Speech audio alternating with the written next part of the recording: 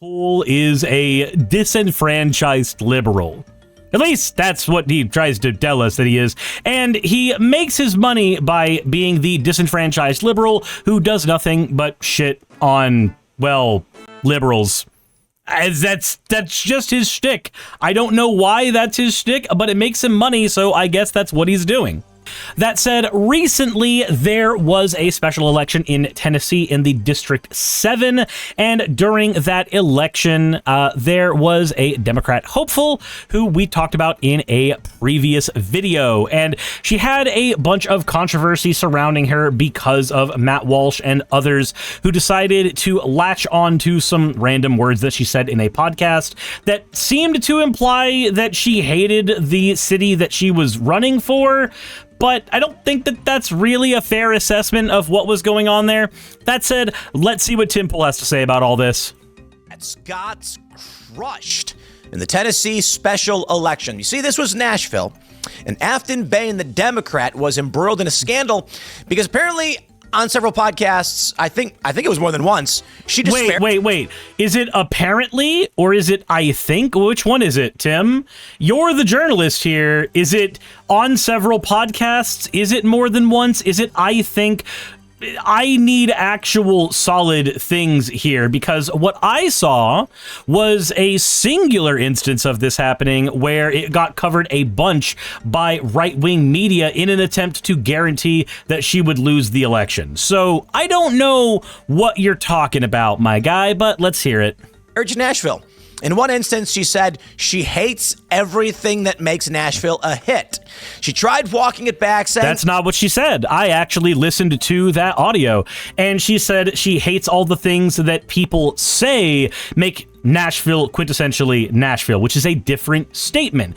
It's like loving a city, but hating the thing that everybody goes to your city for. Like, let's say that you're a Japanese citizen and you love being in Tokyo, and you're really tired of people who come to your city solely because they are fans of anime, so they come to the land of anime to meet an anime waifu, and you find that cringe and agitating. So you say the statement, I hate all the things that seem to make Tokyo quintessentially Tokyo, because your argument is about the people who come in to that area and the tourist stuff and all of that. And when she was talking about that, she also mentioned pedal bars and people who were coming in as like bachelorettes, incredibly drunk, like stuff that even people from Nashville were specifically saying that they were not really fans of either. So, man, Tim, I wonder if you know how to be honest in your reporting. You know, of course, sometimes I get frustrated with things in Nashville. Well, if you're going to try and represent a congressional district where Nashville is, maybe don't badmouth Nashville. But you know what the truth is? She had said this a while ago, and these are her true feelings, and now she's trying to walk it back because... She wasn't walking it back, though. Again, I listened to her recording about it. She didn't walk back the statement. She clarified the statement. That's a different thing, my guy. She wants to win an election. Well, she didn't. She got crushed by 9 points, and Slate is asking, why are Democrats celebrating? Well, it's quite simple.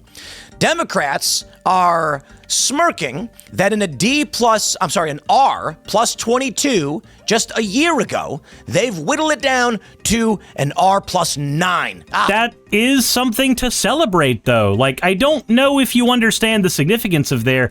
If you're in a district that is very likely to swing red and historically has always swung red, then getting within 9 points when the margin originally was so high is huge. A 13-point lead is huge. Now, I would argue that celebrating smaller leads is kind of silly. I actually got frustrated with my own local Democratic Party after Marjorie Taylor Greene won again, celebrating Sean Harris losing to her because they gained a couple, like literally 2 points over the previous campaign with Marcus Flowers. And that frustrated me to no end, because that's the kind of tiny incremental gain that is not worth celebrating. But 9 points is a different story compared to the Marjorie Taylor Greene 70% versus 30% that we were seeing here in Georgia. 9 points, a 13-point increase over the last time, that means that whatever techniques they're using in Nashville are working and just need to be honed. That's what that says. But again, Tim Pool is not an honest political analyzer. He is a shill for the right. So here's what was going to happen. In the world where she lost and Democrats celebrated, he was going to make this video. In the world where she lost and Democrats ate each other alive for not performing well enough, guess what? He was going to make a similar video. There is no world in which he would not be making a video on this shitting on Democrats, because it's what he does. His job is to find the spin that works best for his audience, and that's exactly what he would end up doing. Also, bear in mind, this was a special election, an off-year election, when fewer people come out to vote in general, and during special elections, during off years, you get fewer Democrats voting usually because Democrats tend to win when more people in general vote. But again, Tim is not going to tell you that. Tim is going to tell you the spin that sells it such that the right wing are the actual winners in every scenario. He will celebrate when you are happy with the effort you put in, and he will celebrate when you demean yourselves, because in each situation, he makes money. This is how Tim Pool operates. So we've lost, but we've chipped away substantially at the MAGA base. And this is just another trend. You see, with Virginia, and New Jersey, and PA, this leftward shift the New York Times is tracking has Democrats doing a little dance, getting excited for 2026. The call sheet prediction market suggests that Democrats are way more likely to win the House in 2026 than they were only a month or a few months ago. Yeah, as we see more influence from the right wing cause people to have negative effects on their lives, they are more likely to vote Democrat. And as rhetoric shifts them further to the right because they do not like what Democrats are doing, they're likely to vote more right wing. This is the pendulum shift we always see. The midterms tend to go to the party that is not currently in power. This has historically been what we see all the goddamn time. Perhaps, I say, perhaps. But, my friends, there's a great assessment from Matt Brainerd breaking down. Don't be stupid, Democrats. You shouldn't be celebrating this. It's actually quite simple. This is a special election. Republicans don't pay attention. And neither do Democrats. Again, when it comes to the times where people actually pay attention to politics, they pay attention almost always in big political years. Fewer people pay attention during midterms, and even fewer people pay attention during special elections. That is not a unique thing between Republicans or Democrats. But we do find that when more people participate in politics, Democrats tend to win more often as a base rule.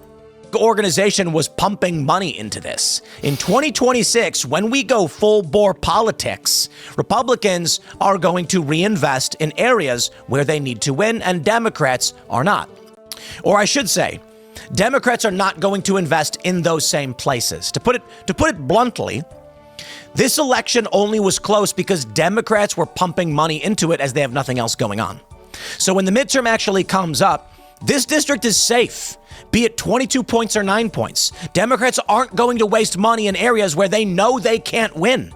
I feel like you're analyzing this incorrectly. Again, if Democrats saw that there were huge gains in the area, then wouldn't it make sense that they would try to invest money more in the future? This has been a thing Democrats have done in the past. When they see good results in one election, they will start to invest more. This is actually one of the reasons that Marjorie Taylor Greene was able to win against Marcus Flowers and against Sean Harris here, is because the increases in gains here were so nightmarishly small for the Democratic Party that we basically got abandoned by the party at large. And it's been one of my criticisms for the party for a while now. Sean says, who punts money into it? The Republicans point so much money into it that it was ridiculous. Again, This is what you get when you watch Tim Pool. You don't get truly honest political analysis. You get spin. Now, to be fair, you do get spin no matter who you listen to. That's just kind of how people operate. We will try to spin things in order to be more favorable to us. But I feel like between the two of us, maybe I offer some more fair political analysis. That said, if you value honest and fair political analysis, I have a pitch for you, and that is if you want to make politics a little less miserable, then come over to my channel, subscribe, and tell a few friends what I'm doing here. Hopefully, we make it a little more fun than the average YouTuber just dooming and glooming about things. That said, come on, Tim, let's hear more of your rhetoric. Republicans didn't even try. And Matt Van Epps won this district. But let me break down the news for you and show you the current results, but I do love this. Democrats just lost an election by 9 points. So didn't Trump specifically back Van Epps? I'm just curious here. Are they celebrating? Oh, he's going to give you that assessment saying it's a good year. A moral victory is worth 0 votes in the House. But it may well be a sign that the party is in for a good year in 2026. Now, to be completely honest, that may be the case. It may actually be that they do win. So in the recent Tennessee special election, Van Epps, the Van Epps campaign spent over $761,000 and was bankrolled about $6 million through outside PAC spending. So wait a minute, hold on. Is the argument going to be that the right spent no money in this? Because they obviously did, actually. The numbers do not show what you said they did. And again, we actually have the Tennessean here that shows. I wish it wasn't asking me to disable my ad blocker because I'm not fucking doing that. Well, there's the Tennessean. I did read the stuff on it here, but I'm not gonna fucking deal with ad blocker stuff live. I'm just not doing that. And I recognize that I could go to archive.org and find it that way, but I'm sorry. News should not be a thing that is hidden behind fucking paywalls. I guess I will use the ad blocker. Fuck it. Fuck it. Fine, you can watch me turn off my ad blocker live. Also, we can see that MAGA Inc., Trump's own PAC, spent more than $1.25 million supporting Van Epps. So not only was Trump bankrolling him in over $1 million, not only did Van Epps run almost $1 million, there were other PACs that spent $6 million in trying to get Van Epps elected. So, again, if the argument is that Republicans won this with no effort whatsoever, that's not really congruent with reality. That's not what happened. A lot of money was spent on this fucking campaign. And if you look at the amount of money that was spent from the Democratic PACs, they spent about $7 million as well. They basically matched what the Republicans were putting in, and the results spoke for themselves. They got far closer in this election than Democrats typically do in Nashville. You know what that means? That's money that was effectively spent. They know that that strategy is working now, at least to a degree. It just needs to be honed. Again, a 13-point lead over your previous move is really, really good. And to argue that it's not is to basically ignore basic fucking reality, because we can see how much money was spent by both sides. Nick? Not Nick. Why am I saying Nick? Tim. Jesus. And far be it from me to tell the prediction markets they're wrong.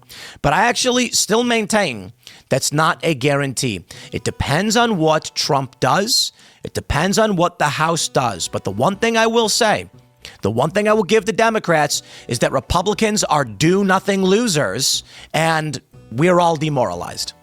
That's the sad reality. Perhaps this R plus 22 actually could have maintained a bit more of the Republican edge if Republicans in the House did anything, literally anything. Right now, Donald Trump's got, he indicted, his DOJ indicted Comey, and then a judge. So hold on, I need to hear that again, because that sounded like he actually criticized Republicans for once here. And we're all demoralized in what the House does. But the one thing I will say, The one thing I will give the Democrats is that Republicans are do-nothing losers, and we're all demoralized. That's the sad reality. Perhaps this R plus 22 actually could have maintained a bit more of the Republican edge if Republicans in the House did anything. Literally anything. Right now, Donald Trump's got, he indicted, his DOJ indicted Comey, and then a judge... Okay, so he's pointing out that Republicans are demoralized because Trump is dividing the base. Okay, fair enough, fair enough. I will give Tim credit. He actually did throw at least a little bit of shade at the other party. Not a ton, and it's not super effective shade, but it was at least there, I guess. That out. Throughout the U.S. attorney. How about this, guys? How about we get a Russiagate panel, or how about we get a committee on corruption, and then you start in panel. You bring these people in from New York and from Georgia, Wisconsin, who are targeting Trump's lawyers. You subpoena them, and if they refuse to testify, you lock them up. That's what Democrats did. So you come to me and you say, Tim, you should vote Republican, and I say, why? Now, that being said, I still do think this idea that Democrats are a shoo-in for 2026 is incorrect. I do think they have a good chance. Again, this is actually something that I don't normally see from Tim. He's being a little more, not a ton, but a little more fair in his political analysis, at least right here, which is more than I typically see from him. Okay. As for the Democrats being a shoo-in, I'm not going to say they're a shoo-in, but I will say there's historical precedence for this. There's historical precedence for that pendulum shifting. History predicts, but I'm just saying it's not a done deal as of yet.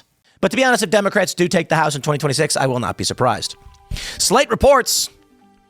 In a deep red district that Trump won by more than 20 points in 2024, Democratic State Rep Aftyn Behn dramatically closed the gap into the high single digits with over 95% of precincts reporting. Republican Matt Van Epps had won a 54% to 45% victory over the Democratic candidate, who had become a progressive darling and right-wing bugbear in recent weeks. The race was a bellwether for 26. And Democrats hailed the results. It's not, you're wrong. And anybody who did a basic logical assessment of this election would conclude similarly. And the same thing with Virginia. Here, let me put it like this, my friends. Here's the call sheet prediction market. And which party will win the U.S. House next year? 76.3%.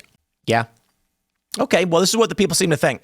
And in October, the end of October, it was 57 to 42, 58 to 42.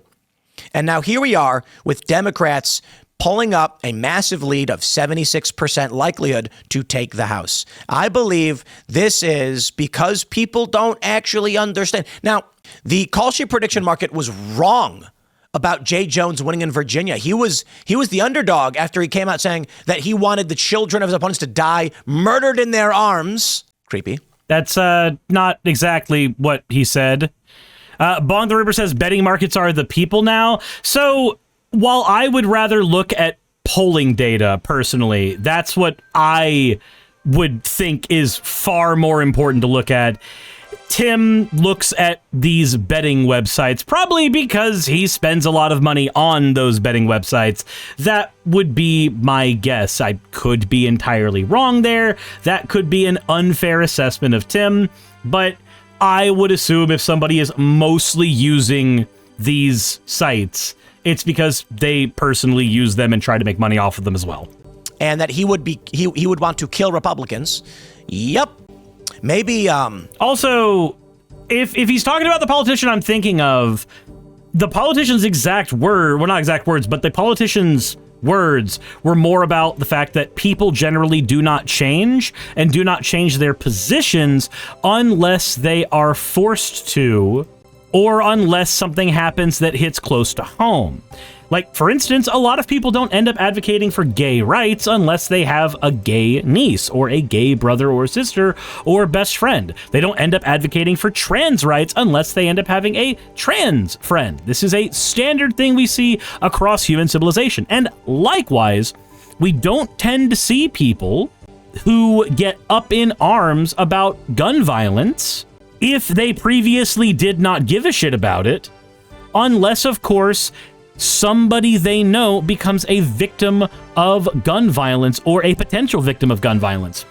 I'm going to let you know right now, one of the most chilling days for me, albeit a very, very quick day, was when a friend of mine sent me a message that she had been evacuated out of her college because a school shooting had happened there at the college. I immediately ended up calling her and trying to figure out what the fuck was going on, looking up everything I could on the news to see if I could, make heads or tails of what the hell was going on.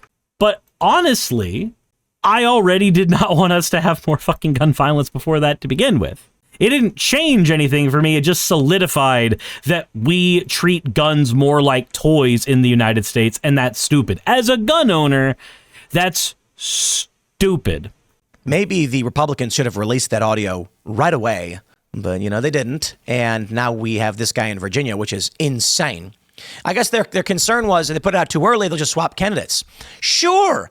And then you'll get some, I'd rather some morally weak but corrupt Democrat than the Democrat saying he wants to murder people. That's, again, not what's... My God. Okay, so, again, here is one of my problems with Tim, the way he likes to spin things. While he does seem to be willing to throw shade at both sides when it's expedient for him to, when he's demoralized about one of those sides, it's also very, very frustrating hearing him outright lie about what has been said. Because the person he's talking about did not say that he wanted to fucking kill the children of Republicans. That was not the statement. The statement was that people's opinions do not generally change unless they hurt, unless somebody is hurting, unless somebody dies, unless somebody has something bad happen to them that forces that change. That's not the same thing as saying, I want to kill those people. It's literally just noting in a very dumb and edgy way how people's opinions change when it comes to violence. It's like not wanting military personnel to die. You don't want them to die, but you also recognize that if somebody is so gung-ho about the United States military, one of the quickest ways to get them to be less gung-ho about it is for them to go into the fucking armed combat zones. That will do far more for curbing the bloodlust than any argument ever will. And I don't think that that is an unfair thing to say. Not even in the slightest. But whatever, I guess both are bad. Sure, it was a gambit, didn't work. But they were wrong. And it's entirely possible this is wrong too, but, prediction markets tend to be correct. They do. They're right more often than they're wrong. So shout out to Kalshi for the, but I don't know that, it's right.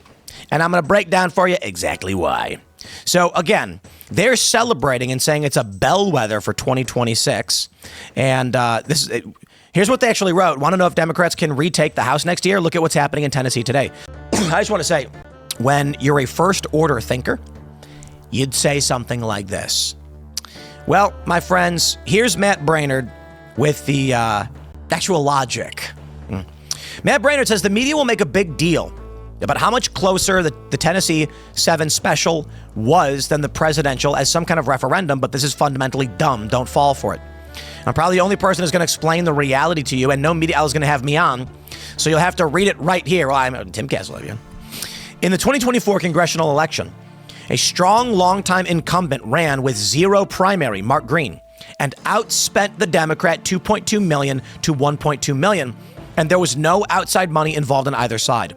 Green won by 21.5%. So when they come out and say, this is a Republican plus 22 a year ago, and now Republican plus 9, hold your horses. In the 2024 presidential election in this district, effectively zero money was spent by either presidential campaign. And Republicans were energized in a state they were always expected to win. So wait a minute. You're saying that $6 million or $7 million on both sides, a little over $7 million for Van Epps, is nothing? That is an astronomical amount of money. And for political campaigns, It may not seem like a ton compared to what could be raised for like presidential campaigns, but certainly for that race in a special election, that is a decent chunk of money. The numbers are public. What the fuck are you talking about? Democrats didn't spend money in there. They said, don't, because we're going to lose no matter what. Spend the money in more effective places. The $7 million that Democrats spent there wasn't money spent. Does Tim research the things he says, or does he just like find a good take on Twitter and regurgitate it? In the 25 special election, Republicans fought a brutal and very nasty primary, and the eventual winner, Van Epps, walked away with barely 50% of the vote. The Democrat raised a lot of money and had substantial outside investment in turnout in the urban parts of the district. This is evidenced by the largest swing being in the most black and Democrat county, Davidson, which Behn won by 56 points. When both the Democrat and Republican campaigns are fully funded and have strong outside support, this district is more competitive than when there is minimal spending there. But even with the Democrats getting full support, it's still an L for them. So in the general election, this money will instead go to more competitive districts, and Republican money will also go elsewhere. Republicans will be better united as time heals divisions from the primary, and the typical margin of victory will return. One factor here is that Democrat money does a better job turning their voters out than Republican money does turning our voters out, and that's a discussion for another day. And he has this image from the New York Times. In every county, Van Epps won except Davidson. And I think do we have the image here? I'm pretty sure I have the New York Times. I can just pull this up for you. Now they say everything swung left. Look at Nashville, Davidson County. She actually won by more, 78%. Wow. Matt Van Epps basically won everything else. And even though they're showing this massive swing, still, Van Epps, no, he's right, by plus 56. That's right, plus 56. And I think they have, here's another map. You can see Nashville is blue, unsurprising, but the more rural and suburban areas outside, Franklin, etc., very much went Republican. What does this mean? Democrats be celebrating way too soon, and they're calling it a bellwether for 26. But here's the truth, as Matt Brainerd already pointed out, my friends, please hear me. Democrats are not going to spend in these deep districts. Nova Winner, thank you very much for redeeming your points for an you fucking degen. But also, listening to this, it sounds like fair political analysis. It does, but it actually lines up perfectly with what we see. Democrats spent the same amount of money as Republicans here. $1 million was spent by Trump. $6 million was spent by outside PACs. $760,000 was spent by Van Epps' own campaign. So a little over almost $8 million was spent by Republicans, and they turned out fewer than projected. Whereas when Democrats spent about the same amount, $1 million less, they got a 13-point lead over their original amounts. What does this actually mean? Well, like he said, it means that when Democrats pump money into things, they turn more people out than the Republicans do. Also, rural areas voting Republican, very shocking. But because people came out more than they originally were projected when Democrat money was being spent, we got exactly what we expected there. But the narrative seems to be that no money was being spent, or no money is being spent, and therefore not to expect anything. I don't see that as fair or true. I don't see that as representative of what is actually going on here with these politics. I see two sides spending about the same amount of money on a campaign, and one side getting massive leads compared to what it had before. And here's the thing. Democrats do understand one thing. If they understand nothing, they do understand that morale is important. And if you cannot raise morale, if you cannot maintain morale, then the Democratic Party will not get people to turn out voting. Again, when more people vote, more Democrats win. And you don't get more people to vote when you don't have people on board with the idea of voting. And you get people on board with the idea of voting by making sure that people see that they have a chance. You raise morale.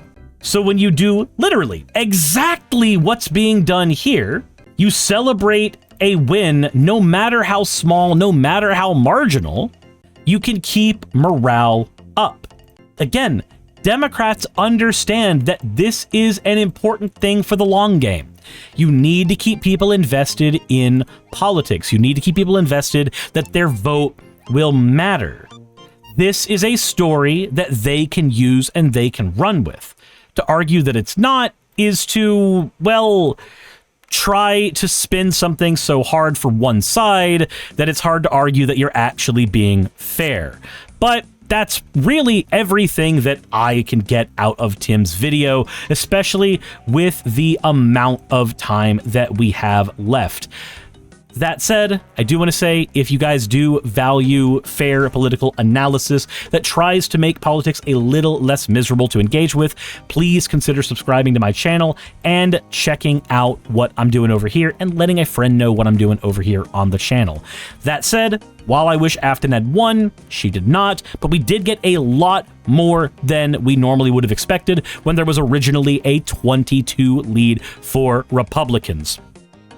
As always, guys, thank you for watching, and insert end of video tagline here. Hey, you made it to the end. I want to give an extra thanks to the patrons who allow me to do this full time. I want to thank Aaron Rail, Astral, Britzkrieg, Jemshin, Poundini, Red Joker, Victoria, Jonas, Craig, Tarika, Fireshard, Smiling GM, John, Dren Hadamada, Creeper, Sagitta, you know I'm not saying that last part, Valis of Sereth, Ottoman Angel, Rooster Rachel, and Fire Panda, who are all my $20 and up patrons.